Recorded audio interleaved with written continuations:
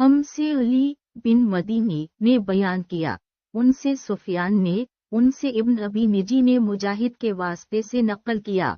वो कहते हैं कि मैं अब्दुल्लाह बिन उमर रज़ियल्लाहु अन्हुमा के साथ मदीने तक रहा। मैंने इस एक हदीस के सिवा उनसे रसूल अल्लाह सल्लल्लाहु अलैहि वसल्लम की कोई और हदीस नहीं सुनी। वो कहते थे कि हम रसूल अल्लाह सल्लल्लाहु अलैहि वसल्लम की खिदमत में हाजिर थे कि आप सल्लल्लाहु अलैहि वसल्लम के पास खजूर का एक गाभा लाया गया।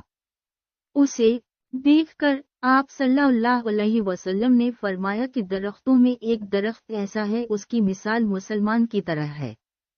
इब्न उमर रज़ियल्लाहु अन्हुमा कहते हैं कि ये सुनकर मैंने इरादा किया कि अर्ज करूं कि वो दरख्त खजूर का है, मगर चूंकि मैं सब में छोटा था इसलिए खामोश रहा।